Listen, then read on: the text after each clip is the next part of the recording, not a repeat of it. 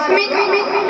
कहने लगा कि जिसके बाबा ने कमरिया के अलावा दूसरी कमरिया न खरीद पाई हो, जिसकी मैया बेचारी दूध दही बेच के गुजारा करती आई हो, अब उसका बेटा इसका उसका छीट झपट के माखन मिश्री खा के गुजारा करता आया हो, और ऐसे भिखमंगे के साथ हम अपनी बहन की शादी कर दें? खामोश। अगर कहीं उस कन्हैया का नाम लिया गया, क्या कहा है रुक्मी ने कि 16 साल तक नंद के घर गलियों से गुजर चलाता रहा, और टापा के मलेच्छ अहीरों का जो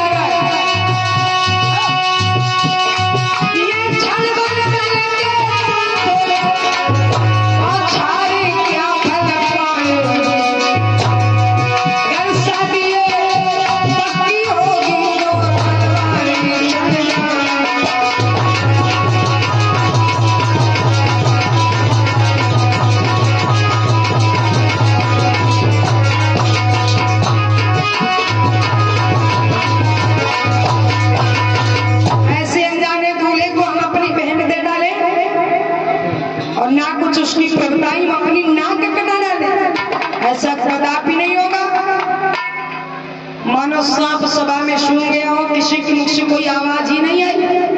महाराज भीष्मक भी चुप रह गए, भाई भी सब चुप रह गए। बोला मैं अपनी बहन के शादी अपने साले शिशुपाल के साथ करता हूँ, जो चंदेल देश का राजा है, जिसका नाम दमघोष, दमघोष के बेटा शिशुपाल के साथ। शिशुपाल जो था ये भगवान श्री कृष्ण के सगे बुआ का लड़का था, और रुक्मी का कौन था?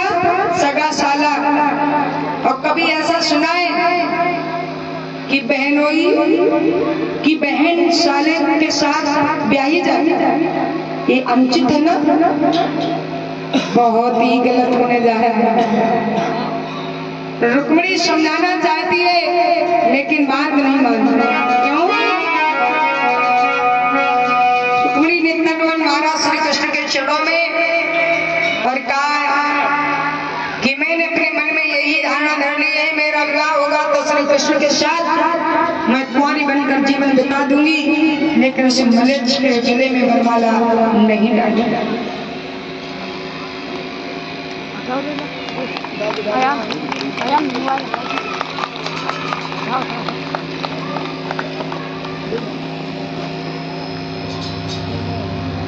और ये 101 रुपया अखिलेश कुमार यादव मास्टर जी, ग्राम रहमतपुर, आर्य मेरा भांजा, जो फूलों का माला डालकर सम्मान कर रहे हैं, और 10 रुपये सभी कलाकारों को भेंट कर रहे हैं।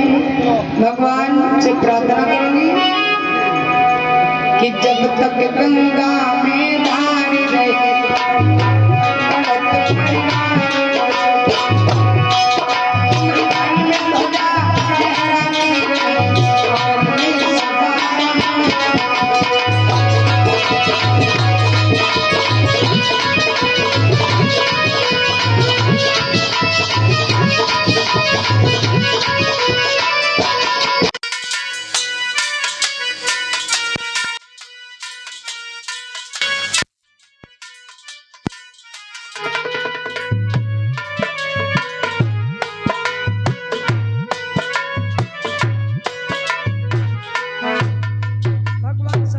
सागर भरते रहे।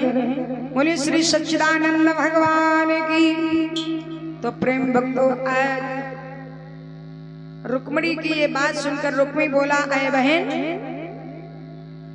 हम उस भिखमंगे के साथ कभी तुम्हारी शादी नहीं कर सकता, सदा सुख सुकून में रहो।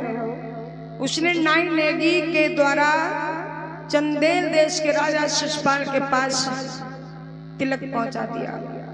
शिशुपाल बड़ा खुश हुआ कि जीजा हो तो सबके ऐसे हो जैसे हमारे जीजा हैं।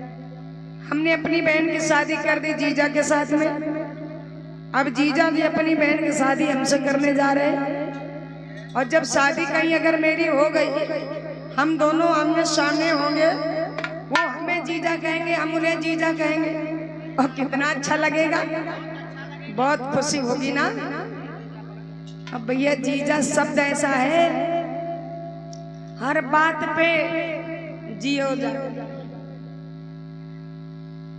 अगर जिसको जीजा कह दो, चाहे भले प्राण निकल रहे हो, और जीजा कह दो जनो जी गए, ऐसा शब्द है जीजा का। जैसे एक बाबा हॉस्पिटल में भर्ती थे, प्राण निकलने वाले थे, पूरा घर परिवार सब देखने को जा रहे, बाबा कैसी तबीयत है, कहता है अब हम कौन बचे, मर जाए। जो कोई देखल जा सबसे गए, बाद में सारी को पता चला जीजा जी बीमार है, वो हॉस्पिटल में देखने गई। उसने जाते जाते कहते, जीजा जी कैसी तबीयत है? जीजा जी बेड से उछल के एकदम तहे नीचे गिर गए। बोले बस बस बस, तुमने जीजा जी कह दिया, हम जी गए। तो जीजा शब्द में बड़ा खुश है, हम उन्हें जीजा कहें, वो हमें जीजा कहें, बड़ा अच्छा लगेगा ना, बड़ा खुश है। बारात की तैयारियां होने लगी, रुक्मिणी इधर रोने लगी, सखी सहेलियां चिढ़ाने लगी, अरे बहन मीठा मुंह करवाओ, तुम्हारी शादी होने जा रही है, तुम क्यों नहीं बता रही, तुम रूठी क्यों बैठी हो? तो सखी सहेलियों से रुक्मिणी कहती है कि मेरी शादी होगी तो कृष्ण के साथ, अगर कहीं वो मलेच्छ करने आ गया बहना, तो मैं डालकर मिट्टी का तिल बदल जाऊंगी, मैं उसके साथ कभी भी शादी नहीं कर सकती। रो रही है, भगवान की कृपा, जो बूढ़ी ब्राह्मण उनके पास आए, बेटी रो रही, तुम अगर पत्र का लिख दो तो मैं द्वारकाधीश के पास पहुंचा दूं। तो बूढ़े ब्राह्मण को पत्र का लिख दी।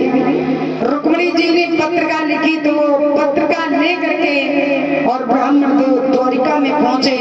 भगवान कृष्ण ने जैसे देखा, ब्राह्मण देव का स्वागत किया और पूछने लगे, आप कहां से आए हो? कि ब्राह्मण बोला,